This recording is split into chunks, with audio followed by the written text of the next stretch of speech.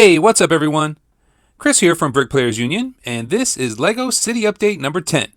And changes to the city since my last update include a new MOC Modular Skyscraper, some changes to the rock wall, some additions to Central Park, and a few other surprises as well. So let's take a look and see what's new. So, as I mentioned in the intro, the main addition to the city is a new MOC Modular Skyscraper, which is, as of now at least, the tallest building in the city. Now, I first started designing and building this MOC a few years ago, and it began as a conversion/upgrade of LEGO set 76005, the Spider-Man Daily Bugle Showdown, from the Ultimate Spider-Man sub-theme, which was released back in 2013. But then LEGO released the current Daily Bugle, so I decided to turn my MOC into an office tower for another business in the downtown. As for the building itself, it has 3 levels, and each level is the height of 3 4x6 window frames. There are a total of 144 windows in all, and I built it with a tapering design, with each level being narrower than the level beneath it. The second and third levels have outdoor balconies, one on each side, and small semicircular ones in the center. Now, since this building was originally going to be the Daily Bugle, you can see the large outdoor TV screen at the top of the third level. And on the roof is a tall communications mast with an antenna and 3 different sized satellite dishes. Now, I'll be releasing a separate video in which I'll be going over this building in much more detail, so be on the lookout for that soon if you're interested. But for now, let's move to the other side of downtown and check out some changes that I made to the rock wall. Now, if you remember, originally the rock wall was all dark gray in color. And then I had the idea to mix in some light gray bricks here and there to break it up a little bit and add some texture, which I thought looked pretty good. But then I had another idea to mix in some greenery here and there to add some color. So I added some of these plants with the 3 leaves, some of which are broken and only have 1 or 2 leaves, which I actually think looks even better. And I also added some flowers here and there to add even more color throughout. Now, I'm pretty happy with how this is looking so far, but as you can see, these sections are not attached to the road plates.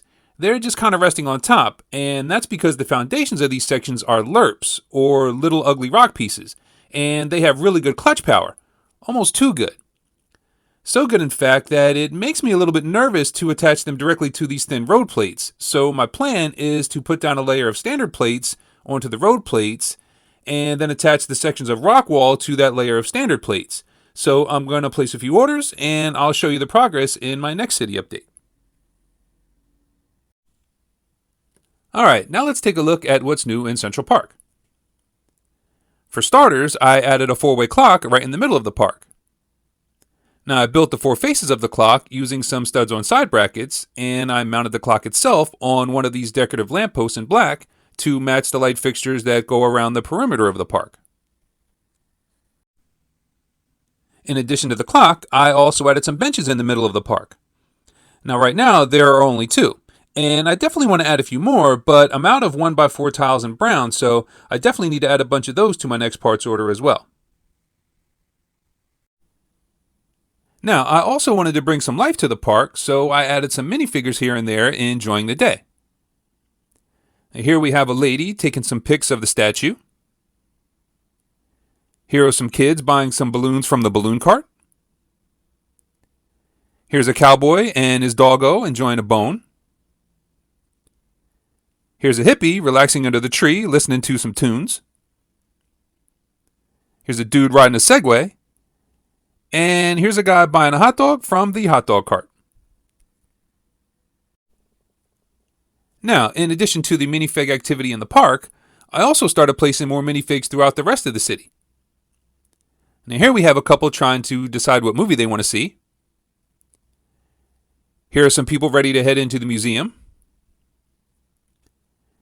Here's someone window shopping while a lady who's already done some shopping is heading towards a taxi.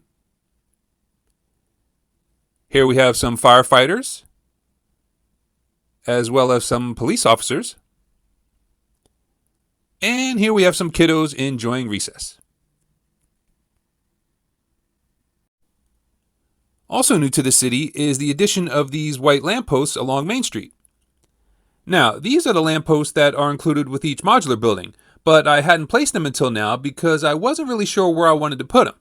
So I decided to try them at the spots where 4 base plates / road plates connect so they'd be evenly spaced, and I'm actually pretty happy with the way they look. And finally, here we have the construction crew ready to break ground on what's going to be the next modular building to be added to the city. Now, I'll give you a couple of hints as to what it's going to be. It's a stock Lego modular, not a MOC, and it's a corner building, which should really help narrow it down. So, let me know what your guess is in the comments, and if you guess right, I'll give you a shout out in my next city update video.